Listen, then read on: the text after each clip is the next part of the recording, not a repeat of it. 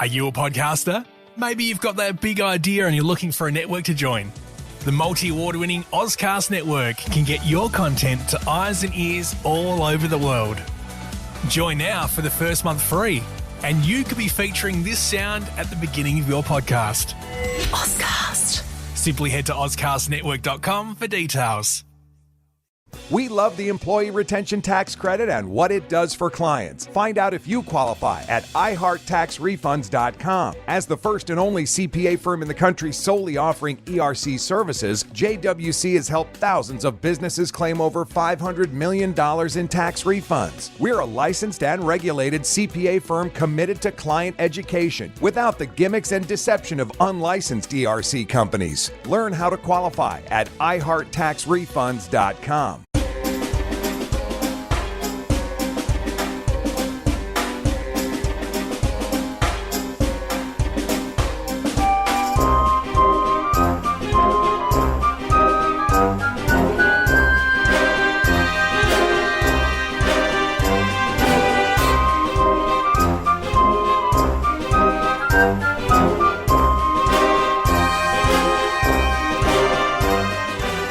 Hello world, you're listening to Strategicon, your window to all things security and foreign affairs. The Indian 2019 national election is upon us. Prime Minister Nanendra Modi has guided India as Prime Minister since his first electoral victory back in 2014. Modi is a divisive figure, and his party, the Bharatiya Janata Party, stands for Hindu nationalism in a country known for sustaining secular plurality. Indeed, the penetration of Hindu nationalism throughout the national body politic in India is threatening the country's ability to maintain any semblance of secular plurality, some even accusing Modi of wanting to recreate India into a majoritarian Hindu state, which will transform India entirely into a far less tolerant society. But have Hindus ever been able to practice tolerance in the way that we in the West understand it? Hinduism is predicated on the highly discriminatory caste system, whereby people are born into their position in society with no ability to move across or between them. This perhaps is not so bad for those born to the upper castes. However, this institutional social stratification condemns a large portion of Hindu society, historically referred to as untouchables, now referred to by the less offensive term Dalit, to the worst jobs in the country and a poverty from which they and their children can never escape inside the boundaries of India. Since the British Raj, post-independence India leaders have done their best to present India to the world as a secular republic, knowing full well the political and strategic complications that might arise from playing the sectarian card in favour of the Hindu majority. Through the election of Modi, however, those days of political caution seem to be over. To discuss how Modi and the BJP are affecting the Indian polity, society and strategy, we'll be joined by Sage International Australia's Professor Purnendra Jain. Professor Jain is SIA's Head of Research and Academic Development and member of the SIA Advisory Board. Professor Jain's key areas of expertise include Japan and India. He often commentates on Japanese and Indian issues for the Australian and international media. We are also joined today by Dr. Stuti Bhatnagar, formerly with the University of Adelaide and regular contributor to the Lowy Institute of Indian Affairs. Before we start today's episode, I would like to remind listeners that Strategicon can be found on the Ozcast Network, iTunes, SoundCloud, Stitcher, TuneIn, Spotify, and on the Sage International Australia website, www.sageinternational.org.au. Thank you, Stuti, for joining us today. Yeah, thank you for having me. Looking forward to it. Stuti, we are now in the final stages of the Indian elections, having passed the final round on Sunday. What are your forecasts? Oh, that's a tricky one.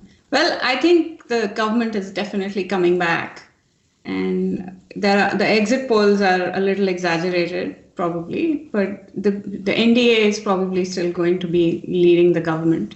But I think they lose numbers. It won't be such a vast majority like last time. See, that's an interesting point, Stuti, because what I saw this morning on the BBC is they think about 600 million of the 900 million people who could vote voted. So will this be a case of the government potentially getting back in, but then there'll be a big discussion about how many people had turned off of politics and not bothered, or how will this be perceived? Well, I think Indian voters are very politically conscious anyways, and there's usually a very high percentage of voting in most elections. And this time around, I think there are many more younger voters than before, which is why many of the policies and the election campaign has been geared towards attracting more young voters. So, yeah, I think it would have an impact on the numbers, but I'm not I don't really understand voting numbers as well, so I wouldn't bet on any. Okay. Can I just come on that? This time, about 66% voter turnout in India, 1% less than 2014. So there is not much of difference in terms of percentage. Oh, okay. But we have had a large number of millions of new voters this year, right?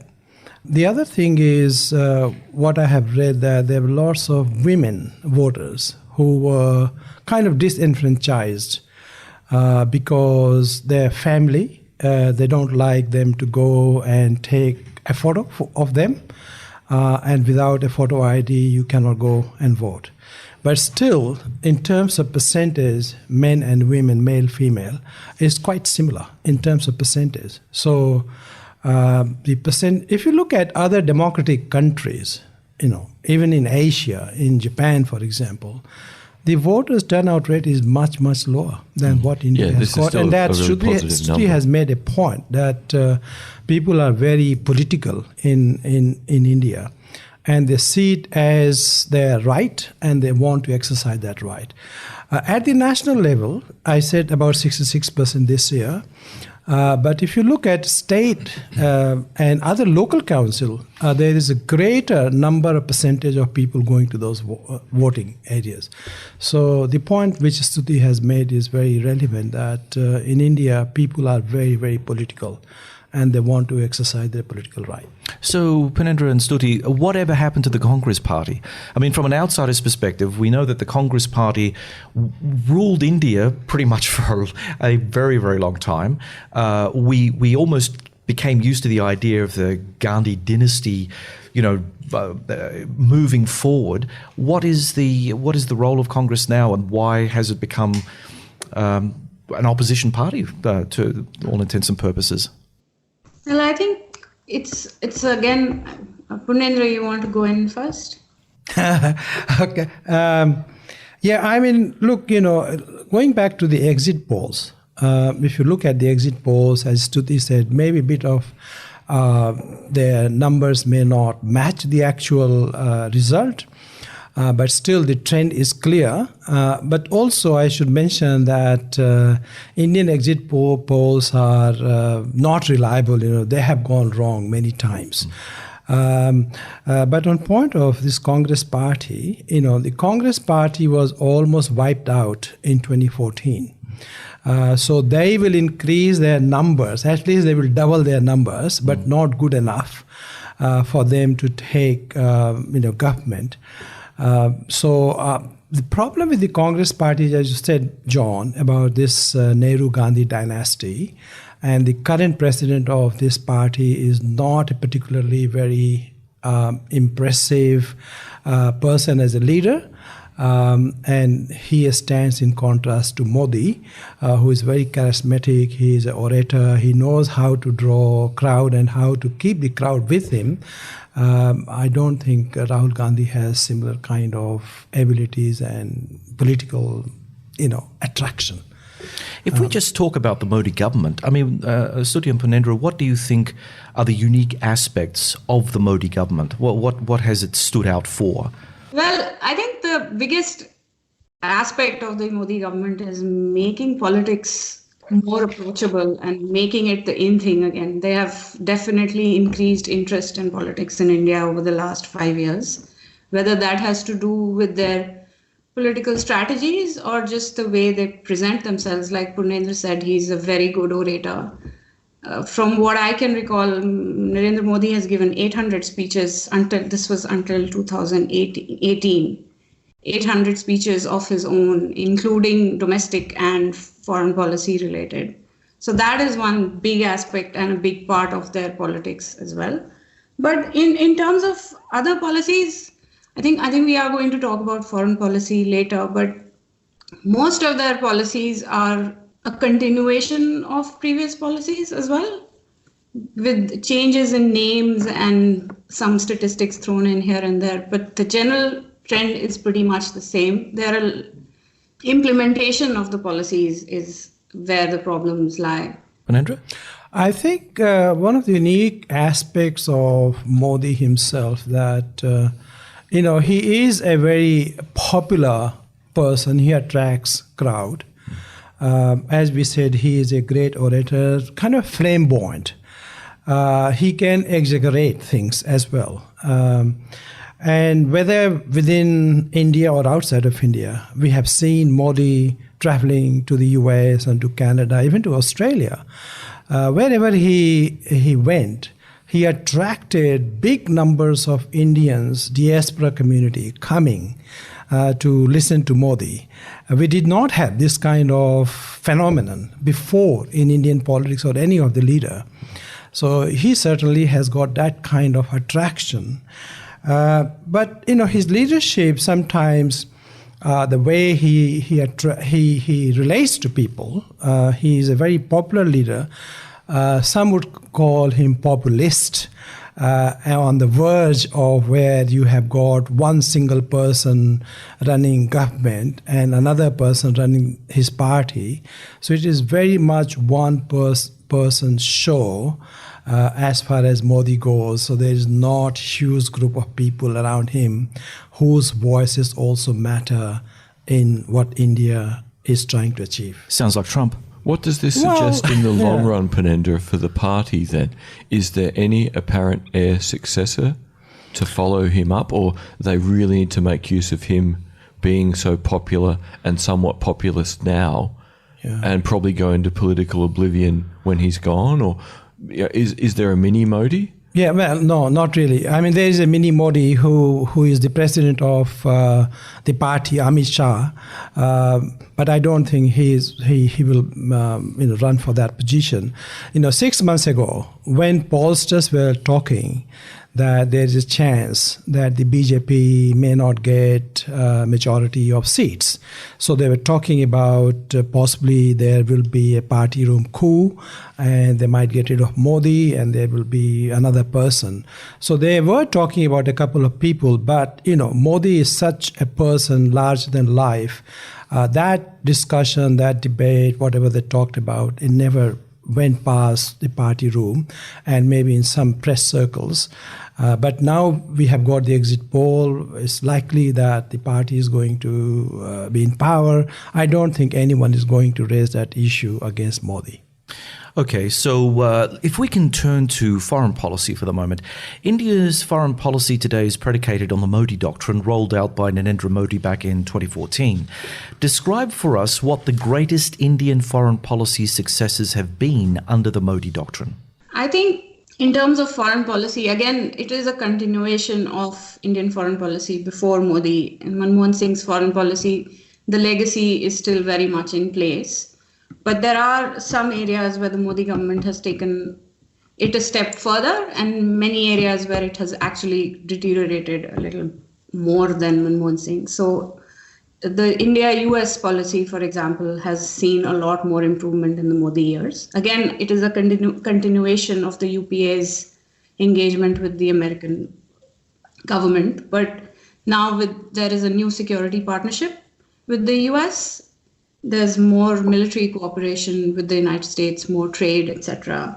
Another area where they have kind of succeeded is in balancing relationships in the Middle East. So simultaneously, India has strong relations with Saudi Arabia and UAE at one end, Israel on the other, and is even somehow managing to balance Iran, even though the dynamics within that are very problematic. And I think the third one would be maritime cooperation, relationships with the Indian Ocean region. I think Purnendra would probably be a better person to talk about that. Thanks. Yeah, I mean, as Stuti mentioned, one is the Modi government and Modi himself. If you look at the Middle East, certainly he has reached out to the Islamic bloc nations. Especially the OIC, which is the Organization of Islamic Countries. And this is quite interesting because on the one hand, India under Modi has got more issues with Pakistan and even Bangladesh because they are Islamic and Muslim-dominated countries. On the other, Modi has reached out to the Islamic world. So he's trying to balance as to how to not to be seen as anti-Muslim, anti-Islam. And of course, there are other economic and strategic interests involved in the Middle East. Sorry to interrupt, Purnendra, just because I think it'd be really interesting for listeners. How many Muslims do we believe there are in India? Even though it's a minority in most countries, it would still be a population bigger than most countries, wouldn't it? Yeah, but India is has the third largest Muslim population, right? After Indonesia and Pakistan. Yeah. So that's an incredible thing to think. So it's about 19% of India's 1.3 million population. So it's a very, very sizable number. Yeah. In absolute number, it's quite big, third largest Muslim population. But in terms of Hindu, Muslim, or Muslim and non-Muslim population, certainly, they are a kind of minority, 18% minority. But there are many other smaller minorities in India. So that's very interesting. And but the point is that, you talked about, did you say Modi doctrine? Mm-hmm. Yeah, this is quite interesting. What is Modi doctrine? I think it's hard to define, but the point is Modi has taken India to the world and he has brought India to the world. And I'm putting this kind of in quotations because a guy, Professor Shriram Cholia, he wrote a book 2 years ago, on the Modi doctrine. And I think this is kind of paraphrasing what he said in that book. So he has made India's presence felt in the world stage. And he has brought the world to India in this sense, even if you look at China, for example. Now, China is India's largest trading partner. If you look at China's investment in the last 2 years, Chinese are investing in big way in India. It never happened before that China was so much interested in India, despite the fact that they have got strategic and other border kinds of disputes. So there are kind of two-pronged relationship between China and India. I mean, Stuti has talked about the US, but I think what we will call NDA 2, which is Modi's second term as Prime Minister, in this, he might face some very difficult choices with the United States in relation to Iran in particular, how India is going to deal with the Iran question if the US insists that, India and Japan and others should not do trade or should not buy oil from Iran. Yep. Very quickly on Iran again, the Modi government has made the US policy a priority today, but the balancing act between Iran and the United States is not new. It has happened before when India voted against Iran in the UN on the nuclear weapons issue back in 2008. So the balancing has been in play before. It's just got more complicated now because the US-Iran relations have become very belligerent. Another thing, I would just like to sort of connect the domestic and the foreign policy Modi doctrine, because they are two very different things. His demeanor, the policies that are presented outside India are very different from the rhetoric and the policies within India. So there's on the international front, India is presented as a secular, inclusive, cultural nation, whereas the dynamics domestically are a lot different from that. Just to extend on that, Stuti and Purnendra, India's now a full member of the Shanghai Cooperation Organization. Yes. And one of the interesting things at the big meeting in China was that all the leaders signed up to a moral code for how teenagers should behave. And it taps in really nicely to what you just said, that international policy is very different to home policy. That what it seemed to be about was being quite conservative and inward looking in a local sense, in a local cultural sense, is that going to cause problems in the long run for India and Indians trying to live in Modi's world? Well, David, you have raised quite a number of issues. Yeah, I know. there. Sorry, One is about China itself, and if you go through the, India has had a very long election period. 6 weeks into 7 phases, right? They finished their election only last Sunday, and results will start coming up on this Thursday, in 2 days' time. There is a kind of Chinese community in India, and there are about 6,000 to 8,000 Chinese living in India, basically primarily in the east side of India, in West Bengal and other parts of Northeast Asia. And they came like more than 100 years ago at the time of the Opium War. So they are there, and they are kind of fighting. They're minorities, like 6,000, 7,000 people. They don't have, most of them don't have Indian citizenships. Many of them have British citizenship or Chinese citizenship even. So that's one issue which no one has talked about, but that's kind of on the simmer at the moment.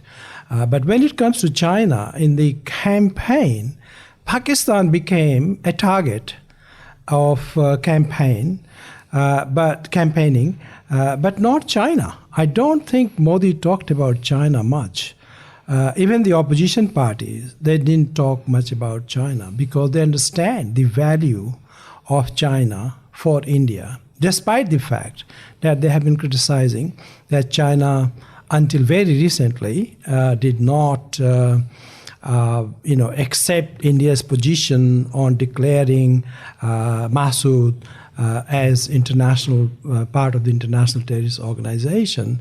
And 2 years ago, they had this Doklam issue on the tri-junction of India, Bhutan, and China. None of these issues came during the campaigning period in India. So they are putting China in a kind of very different category to deal with China in a different way.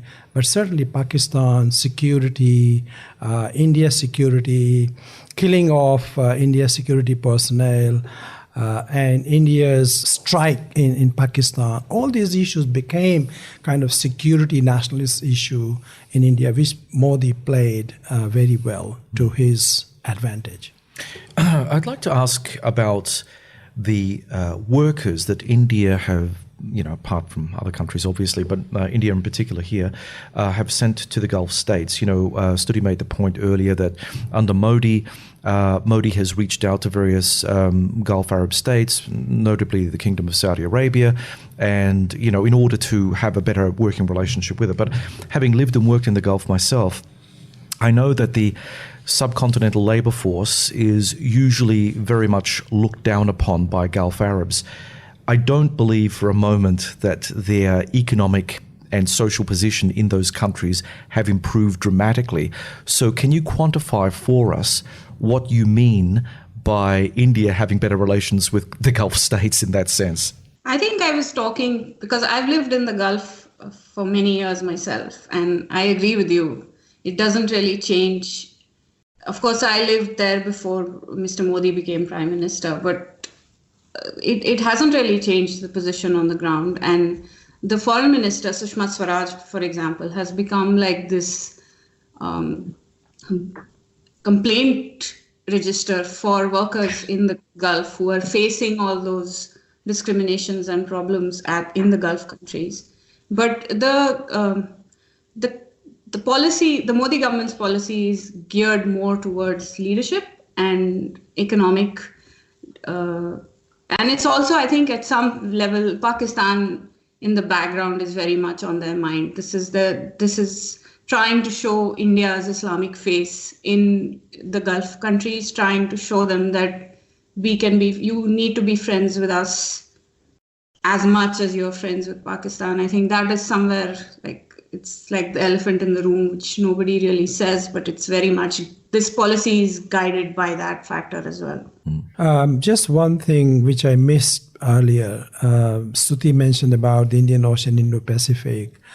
being an interested person in Japan, I should bring that Japan-India connections have strengthened quite significantly, and Abe's Indo-Pacific vision, although not fully and totally embraced by Modi, who is a little bit ambivalent on this issue, by and large, Modi is very much in favor of putting the Indian Ocean at the center of a strategic consideration, and there India sees a role for itself, which Abe also thinks that we need to befriend India deeply strategically in order for India to play a critical role there where China is trying to increase or expand its influence. That's one point which I missed. I thought I will answer. But Stuti also mentioned about two phases kind of Modi, what he projects overseas and what is his face nationally. It's very interesting that how Modi's political party is characterized, and maybe truly so, is a kind of right-wing Hindu nationalist party. Yep. And the base of this party is in the what they call the Rashtriya Swayamsevak Sangh, which is the RSS, which is a so-called Hindu cultural organization. It has got millions of memberships with branches throughout India. And they run a very conservative agenda, what is called in India, or we know as Hindutva, that is Hinduness.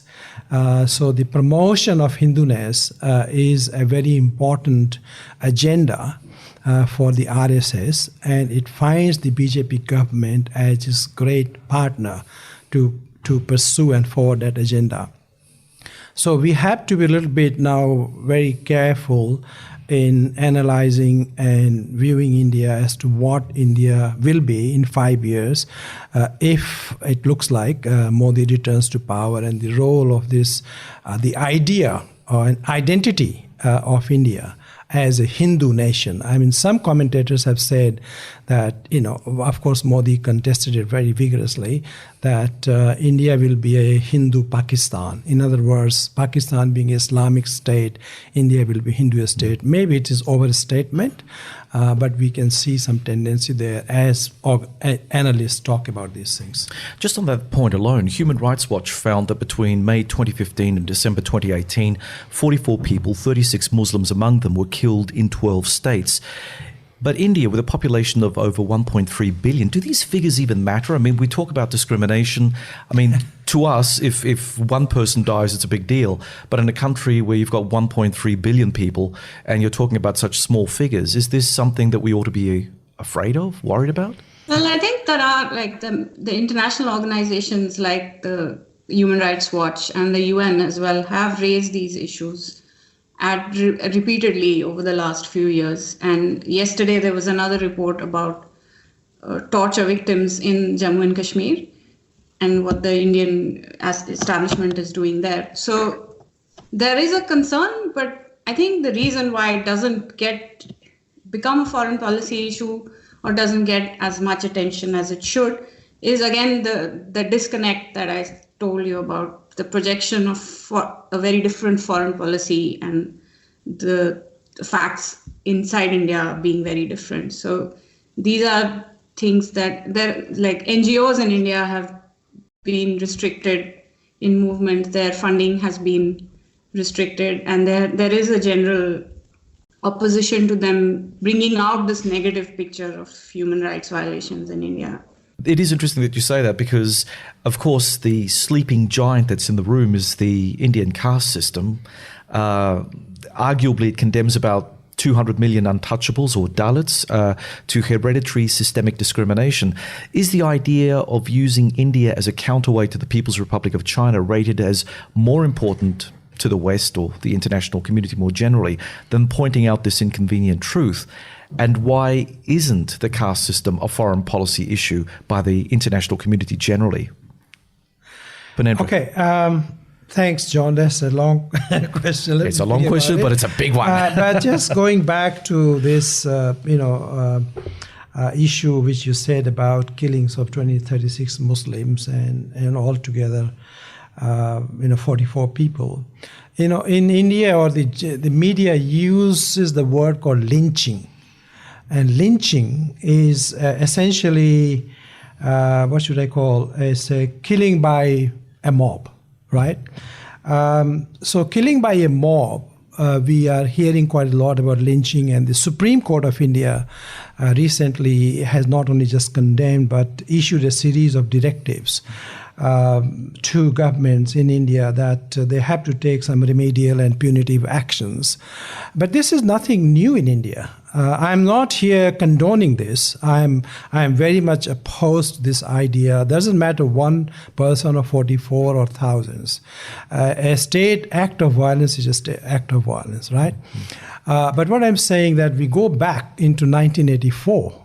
When the Congress Party Prime Minister then, Mrs. Indira Gandhi, under her rule, thousands and thousands of Sikhs were butchered, right? Yep.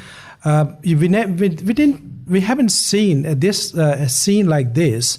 We did not see after 1947 at the time of the partition. So that ghost still remains. And then we saw when Modi was Chief Minister of Gujarat, thousands of Muslims were killed at that time. It was a kind of communal riot. So India has a very dark history of what you have described as violence against people.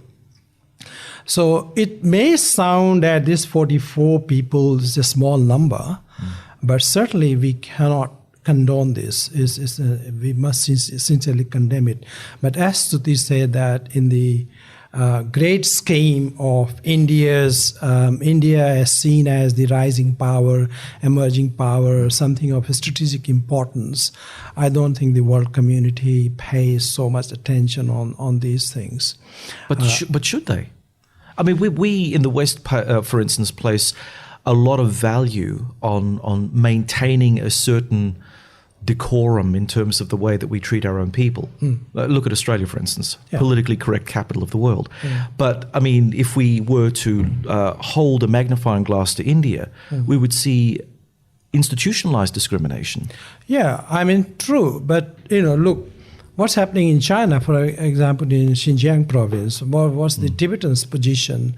If you put India's case against China, India looks like something very small, right? Whereas in China, if you look at Xinjiang, kind of systematic, institutional discrimination and crushing of identities of those people, India sounds like, appears like a small player in that field. So I don't know. Sometimes I think the fact hear it's not state-sponsored is the critical bit, isn't it, Purnendra? That's right. Is that really there's no evidence in India for a very long time since the Golden Temple in 84 of the violence having a direct link to the state. And as long as the state isn't doing it directly, then really India's problem on a scale are much like much of the world. Here in Australia, we don't have direct violence against Indigenous Australians, but they still suffer terribly. Yeah, they're not state-led violence as such, but maybe Stuti can come on that. We have recently seen and witnessed in India. Look, we live outside, but very often I visit India. And there are concerns about, what they call vigilantes, right? These are cow or Hindu vigilantes. RSS vigilantes? Well, they are kind of hardcore, could be RSS related to those kinds of. But there are many other such organizations like mini RSS, right? So they'll go and attack people if they think that somebody has killed a cow or somebody is eating beef in a Hindu dominated area. Those kinds of things, they have taken quite ugly shape in India in recent years, which we did not see in the past. Stuti? Like Purnendra said, there is a long history of this in India, but definitely since 2014, there is an increase in violence against religious minorities and caste minorities, not just religious minorities.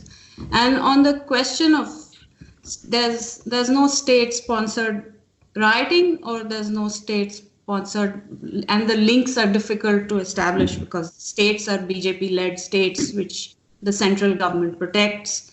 There's a lot of layers in there, but he talked about the cow lynchings.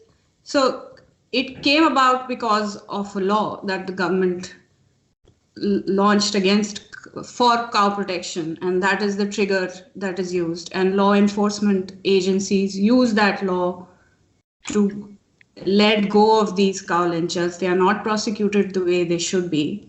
The public outrage that should follow these kind of lynchings is missing. There have been instances where people from the ruling government have actually supported these cow lynchers. The first case that was in a place called Alwar, very close to New Delhi, and those people were freed, and they have been given tickets to contest these 2019 elections. They have been very prominent in the campaigns as well. Crikey, I was in Greater Noida last year. Oops. Yeah, it's part of a bigger problem. It's not just about random acts of violence. There is considerable state support to these vigilante justice groups, the cow protection gangs that are now roaming around freely. And to compound it further, so when we talk of religious minorities in India, there is also a very small, it's constantly declining. So the BJP, for example, has only 7 Muslim candidates that are running for this election across India. They had 7 last time and no one won. So there was no BJP MP in the last parliament. And this time again, only those same 7 have been put up for voting, and probably they will not win. So the marginalization of the Muslim community or the religious minority communities is not just manifesting itself in violent acts on the road, but it's also becoming part of a bigger problem where they are being further marginalized because of lack of political representation. So the beginning of political exclusion as a deliberate policy. Absolutely. Okay. Which is, India takes great pride in its democracy, right? And we hear throughout the world that India is the world's largest democracy because we have got 900 million voters, right? That's one aspect of India's democracy.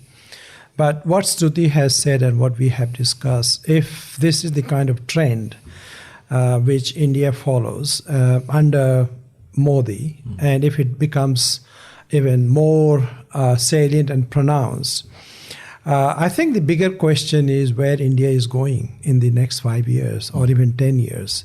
Are we losing our secular democratic tradition?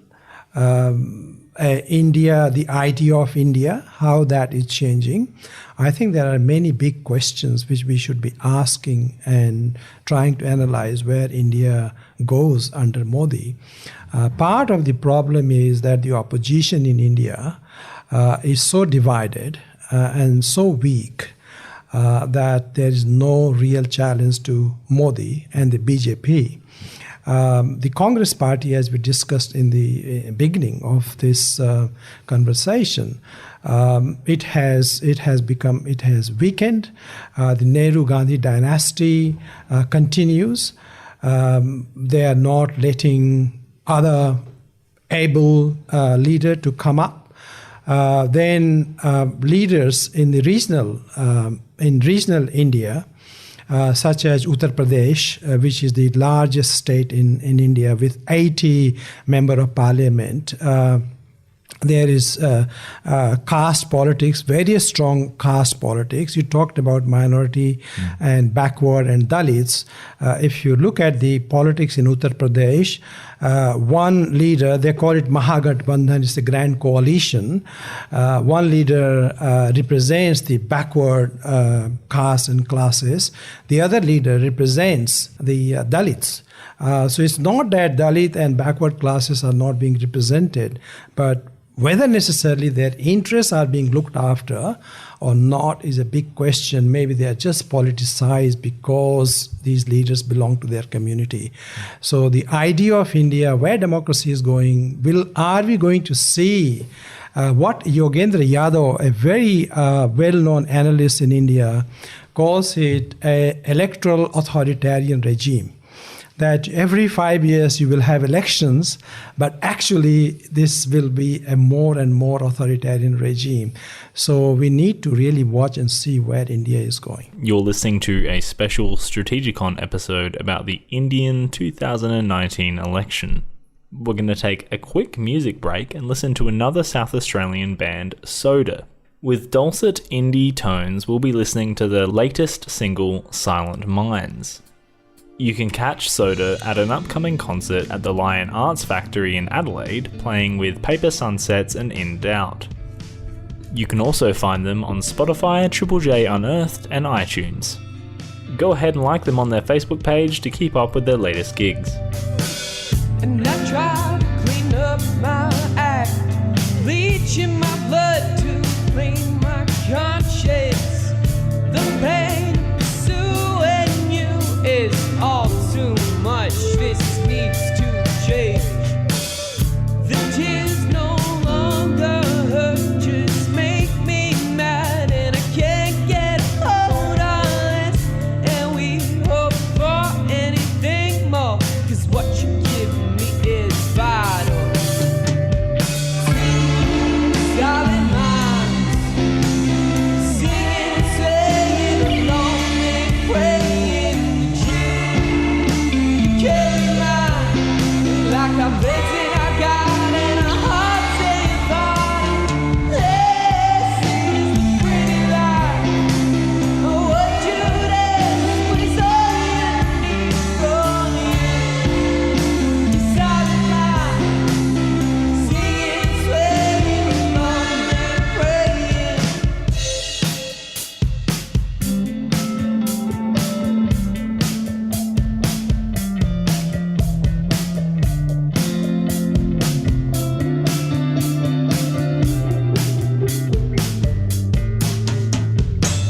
And they play like an endless stroll. The sound felt no clarity both. And my words fall so short.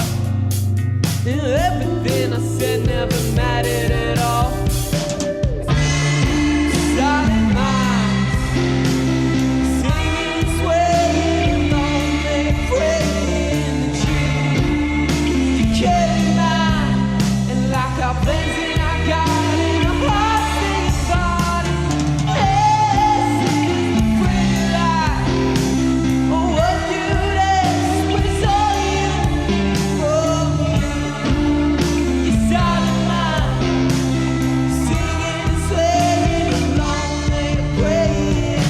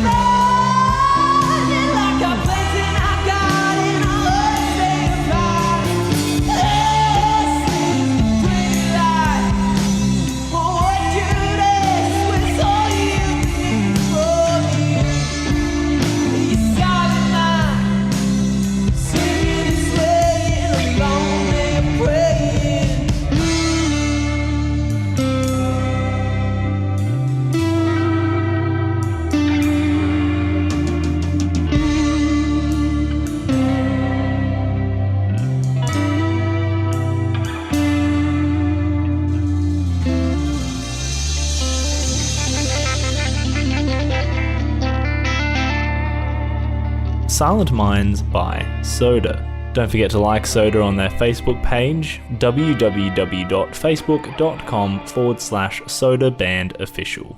Right now, we're going to return to Stuti, Purnendra, John, and David talking about the 2019 Indian election, focusing on the main issues concerning voters. For once, I want to try and answer or ask a simple question.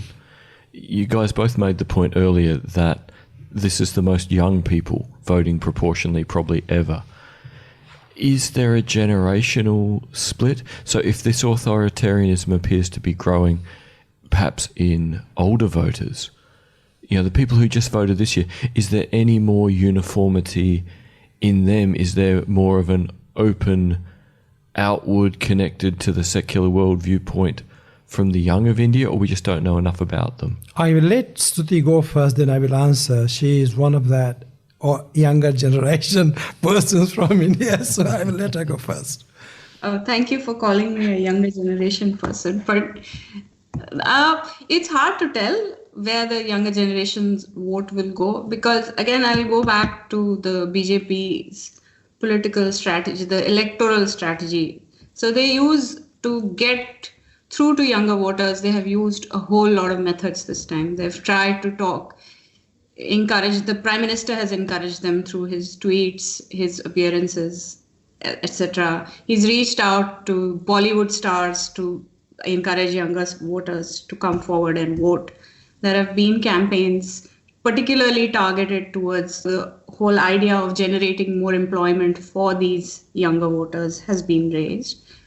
But there is also simultaneously a massive social media campaigning that has been happening, again, targeted towards younger voters in particular who use social media more actively. And there's a lot of misinformation and the very Hindu nationalist kind of ideologies that have been propagated through the social media. And a lot of times, a lot of it is just not factually incorrect, but it is presented as something that has actually happened to ignite the passions. And in a lot of these cases of the lynchings, etc., are perpetrated by young people because they are being fed this kind of rhetoric through social media a lot of times. Stuti, wasn't there a recent controversy over a biopic of Modi, which apparently caused a bit of consternation among the political classes, where they said, this isn't a biopic, this is propaganda? Yeah, because they wanted to launch the movie before the election. Yeah. And that was the controversy, because it was, strangely enough, the BJP's official handle actually promoted the movie on Twitter. And so it was seen as a promotional campaign for the Prime Minister in particular. And the Supreme Court, I think, came in and said, no, you can't release the movie before elections. So that was the controversy. And the movie didn't do well at all, I think. So I don't know how well the publicity worked. Just on that millennium population in India, they are all into Twitters and Facebook and other kinds of social media. So as she said that, they are very much, persuaded by those kinds of things. But also, Modi ran a neoliberal agenda for 5 years. But he could not succeed in creating jobs for young people. He could not succeed in getting the lots of rural people, farmers, better. Modi did not talk about these things in his election campaign, right? What he was emphasizing was how he dealt with Pakistan, right? This security issue, how he was able to, he calls himself in Hindi, he calls 56-inch ka sina, means I have got 56-inch big chest. And yes, he uses that every time. Right. And it means he shows his power and kind of, how strong he is. So he takes pride in those kinds of things, but he has his policy of banning notes, what in India called demonetization, a new GST, introduction of GST. These things have not really worked in raising or in improving the Indian economy. But none of these things were talked about. It was all Pakistan or personal attack on the Nehru-Gandhi family. How much damage did they do in the last 50 years when they ruled India? So it became very different kind of campaigning, not on policy, not on economic. Is the economy stupid? That's not Indian election this time, unfortunately. So will a renewed mandate for Modi mean that India will eventually declare itself a majoritarian Hindu state? And if that were the case, what would the likely impact of this be? Highly unlikely for India to be declared a Hindu majoritarian state, because there are many layers of minorities in India. Muslims are not the only minority group. There are many, many others. And even within the Hindu population, like you said, the caste hierarchies play a big role. So there's a big division in terms of that as well. But having said that, there are still problems. That's what I said. These are indications of a bigger problem, which the international community should pay attention to. Using laws to influence political actions and to marginalize a particular community based on what they eat or what they wear, etc. They're all adding to a much bigger problem of intolerance and problems with exclusion, like you said. So I wouldn't say it would turn into a Hindu majoritarian state, but that is definitely one of the agendas for the RSS, for example, is very much driven. And there is it's more visible in this election than it was in the last election. For example, the whole issue of building the Ram temple in Ayodhya, which has always been an issue for the BJP and the RSS, but it has become center stage, particularly in this election and in their manifesto as well. So there is a very clear projection towards a very Hindu kind of a state. But it will be difficult to implement because even federal politics in India, it plays out very differently. There are states in India who definitely oppose this because of their own internal dynamics. South India votes very differently than the North. So it would be hard to implement it, but it's definitely becoming more prominent now. So from what you're describing, it almost sounds like it's in the BJP's interest, to keep the state supposedly multicultural, because that way they can focus on a minority rather than acknowledging their failure at managing the economy. So it's a convenient shift from economic issues to riling up social anger. Oh, yes. And the easiest way to do that is to bring in Pakistan, which is by extension becomes, so it's Pakistan, but by extension, it's about the Indian Muslims as well. So it's a very smart way to do it. And they have done it a lot this time. It's been, like Purnendra said, the focus of this campaign has been about security issues, not talking about demonetization was not even mentioned. Many of their economic policies that they announced and promoted in the 2014 elections and henceforth, like the Clean India campaign and all the others, they have all been ignored because the implementation has been very problematic. Just on that issue on Pakistan, a couple of months ago, I don't know what triggered it, but the Pakistan president, Imran Khan, he announced that the chances of peace between India and Pakistan are better under Modi than his opponents. And I didn't quite follow after that, but I was reminded that Pakistan, in a sense, the current president thinks that Modi would be better to have some kind of dialogue. But going back to this idea of a Hindu state, I fully agree with what Stuti has said.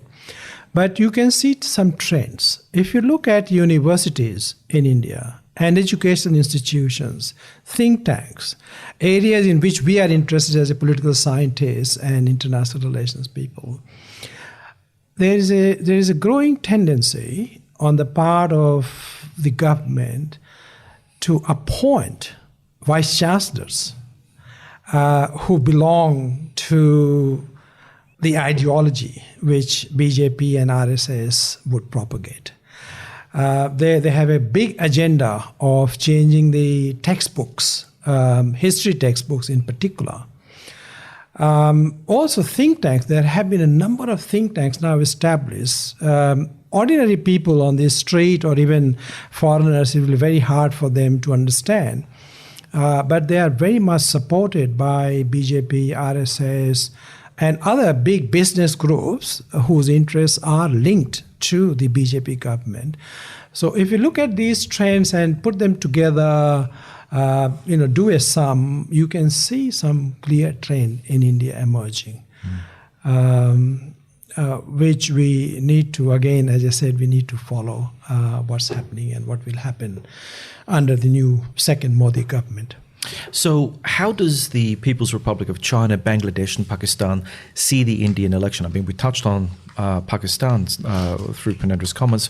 What are their concerns about Modi, the rise of Hindu nationalism in India and its growing pro-US international position? Well, Pakistan, like Purnendra said, that tweet by Imran Khan was actually very interesting. I also don't know where it came from and what he was actually, whether he was trying to be funny or sarcastic, it's not very clear. But Pakistan has been raising issues about the treatment of religious minorities in India over the past 5 years, a whole lot more than most other countries for obvious reasons.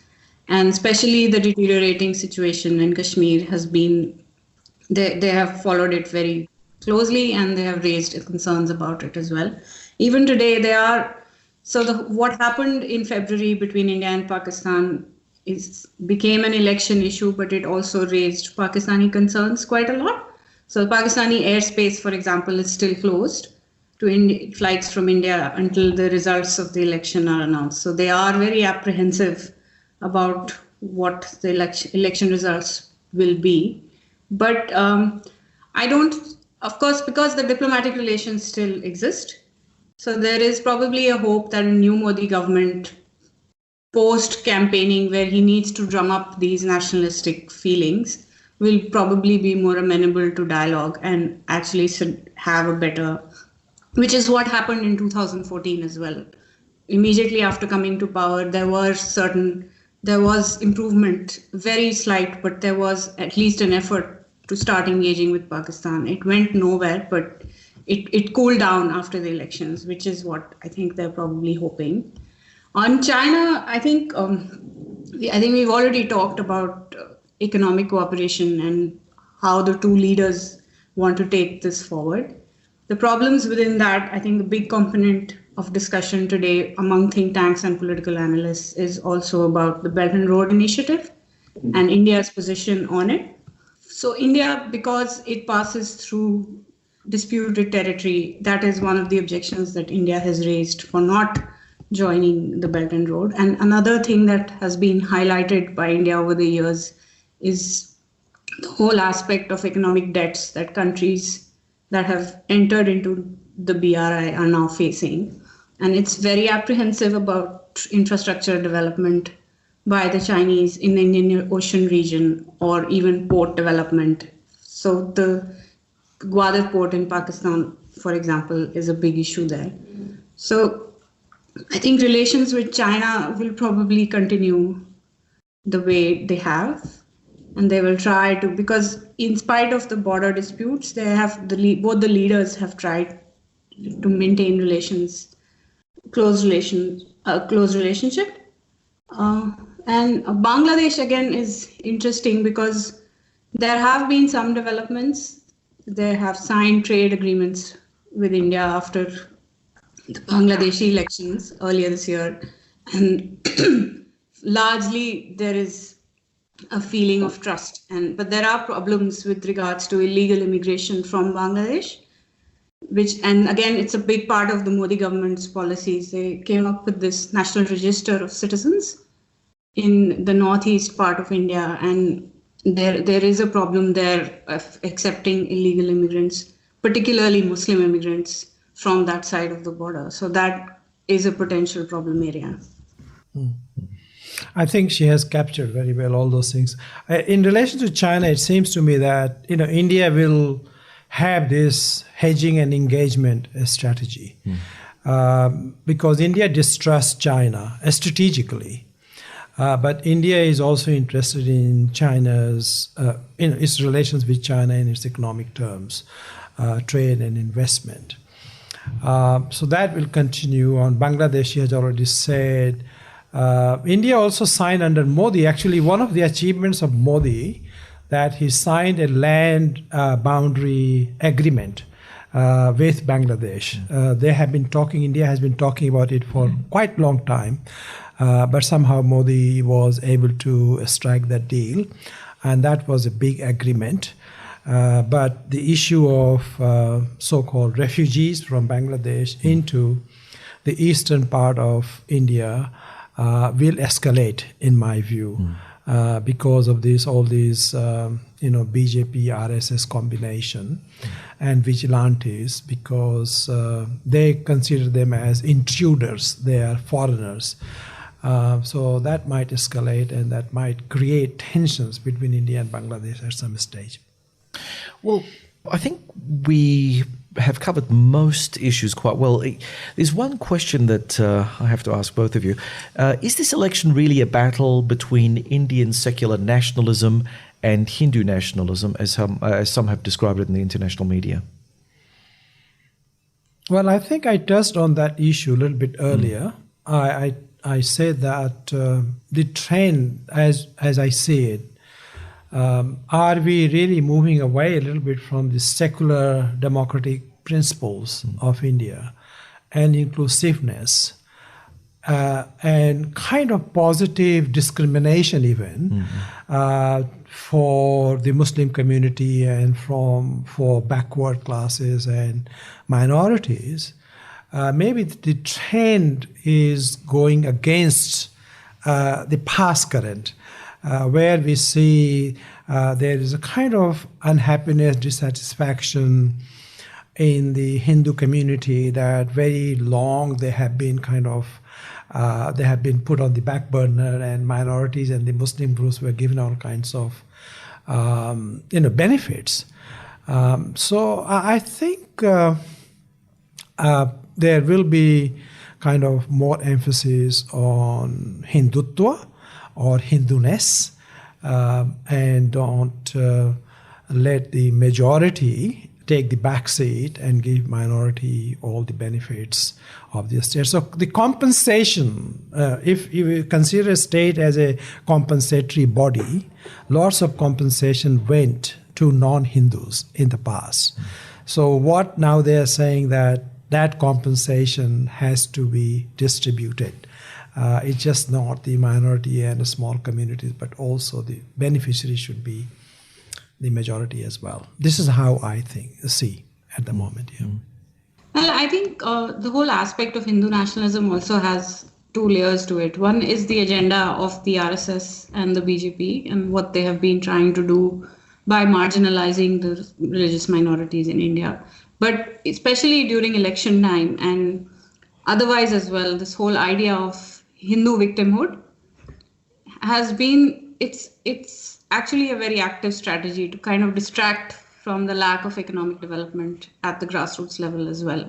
So the reason why they talk about this more and why it becomes a big issue during elections particularly is because the economic policies have not been successful. There are big problems in terms of unemployment and farmers, as Purnendra said. So by talking about Hindu nationalism, of course it is an issue and there are problems with minorities, but a lot of the time it is, I think, in my opinion, I think it's also to distract from the bigger issues that are probably more important and more relevant. And even in terms of the Hindu victimhood policy, so the problem is, even in 2014, for example, the BJP promised that the Kashmiri Pandit community, which is the Hindu community that migrated out of Kashmir when the militancy started, will be brought back under their government. That has not happened. They haven't really satisfied any of the so-called Hindu demands as well. So even in terms of the Ram temple issue, it crops up during elections and then suddenly just disappears. So it's hard to tell how much. So and of course it goes back to the appeasement policies of the previous governments. That's why this whole idea of Hindus not being given their due and that attention that Hindus need in a country like India has been brought forward. But they haven't really taken any concrete steps to fulfill Indian Hindu interests as well. So I don't know how much it is a factor, but I think the bigger problem now is about economic development at the grassroots and also accountability of the government, because that has been a big problem with this government. You cannot question them on economic policies without being labeled anti-national or something. So that I think that should be the focus rather than talking about secular national, because India is a secular country, whether we like it or not. It's the way it is, the country is structured. It's very much there. It's culturally diverse. And these factors will not change very soon. Well, I suppose that's a wrap, and we'll no doubt find out how much Modi will win by when the election results are completed on Thursday. Thank you very much for joining us, Stuti, for this episode of Strategicon, and to Purnendra. Thank you very much. Thank you. David, Thank you for having me. Thank you, guys. Thanks for listening, everyone. We hope that you'll join us for our next exciting adventure through the world of geopolitics. Remember that you can subscribe to Strategicon through the Ozcast network, iTunes, SoundCloud, Stitcher, TuneIn, and Spotify. And please like us on the Sage International Australia Facebook site and follow us on Twitter. We appreciate your support. Also, please comment on any of our articles and podcasts through Facebook, LinkedIn, Twitter, and of course on the Sage International Australia website. We welcome any constructive feedback that can help improve our products, and we look forward to engaging with our followers. Until next time, goodbye.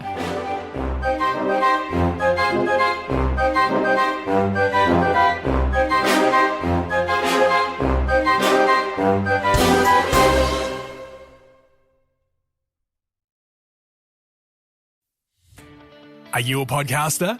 Maybe you've got that big idea and you're looking for a network to join. The multi-award-winning Ozcast network can get your content to eyes and ears all over the world. Join now for the first month free, and you could be featuring this sound at the beginning of your podcast. Ozcast. Simply head to ozcastnetwork.com for details.